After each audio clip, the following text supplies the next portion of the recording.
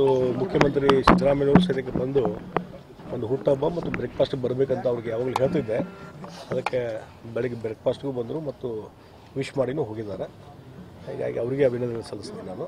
ಮತ್ತು ಇವತ್ತು ಭಾಳಷ್ಟು ದೊಡ್ಡ ಪ್ರಮಾಣದಲ್ಲಿ ಅಭಿಮಾನಿಗಳು ಭಾಳ ದೊಡ್ಡ ಪ್ರಮಾಣದಲ್ಲಿ ಬಂದು ಅಭಿನಂದನೆ ಸಲ್ಲಿಸಿದರು.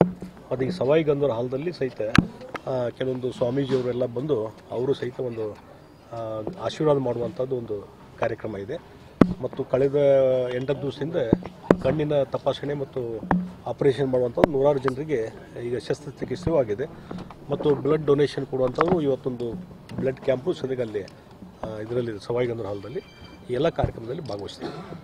ಸಿದ್ದರಾಮಯ್ಯ ಜೊತೆ ಏನಾದರೂ ರಾಜಕೀಯವಾಗಿ ಚರ್ಚೆಗಳೇನಾದರೂ ಇದು ಭಾಳ ಒಂದು ಸಮಯ ಕೊಟ್ಟು ಭಾಳಷ್ಟು ಆರಾಮಾಗಿ ಉಪಹಾರ ತೆಗೆದುಕೊಂಡು ಒಂದು ಹರಟೆ ಹೊಡೆಯುವಂಥ ಕೆಲಸವನ್ನು ಮಾಡಿದರು. ಹಿಂದೆ ಅವರು ಮುಖ್ಯಮಂತ್ರಿ ಇದ್ದಾಗ, ನಾನು ಲೀಡರ್ ಅಪೋಸಿಷನ್ ಇದ್ದಾಗ ಮತ್ತು ಬೇರೆ ಬೇರೆ ಈ ರೀತಿ ಯಾವ ಸಂದರ್ಭದಲ್ಲಿ ಚುನಾವಣೆ ನಿಂತಿದ್ವಿ, ಏನು ತಾನ ಅವ್ರು ಯಾವಾಗ ಚುನಾವಣೆ ನಿಂತಿದ್ರು, ನಾವು ಯಾವಾಗ ನಿಂತಿದ್ವಿ, ಆ ಚುನಾವಣೆ ವ್ಯವಸ್ಥೆ ಇದ್ರ ಬಗ್ಗೆ ಜನರಲ್ ಆಗಿ ಚರ್ಚೆ ಮಾಡಿದರು. ಮತ್ತು ಎಲ್ಲ ಫ್ಯಾಮಿಲಿ ಮೆಂಬರ್ಸ್ ಕೂಡ ಭಾಳ ಒಂದು ಸಮ್ಮಿಲಿತವಾಗಿ ಒಂದು ಇದರಿಂದ ಭಾಳ ಒಂದು ಸಂತೋಷದಾಯಕವಾಗಿ ಅವ್ರ ಸಮಯವನ್ನು ಕಳೆದ್ರು.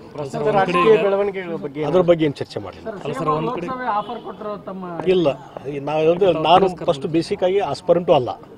ಹೀಗಾಗಿ ಲೋಕಸಭಾ ಎಲೆಕ್ಷನ್ನು ಮತ್ತೊಂದು ಯಾವುದೂ ಅವರು ವೈಯಕ್ತಿಕವಾಗಿ ನಾನು ಕೂಡ ಚರ್ಚೆನೂ ಮಾಡಿಲ್ಲ. ಪಕ್ಷದವರು ಇನ್ನೂವರೆಗೆ ಚರ್ಚೆ ಮಾಡಿಲ್ಲ.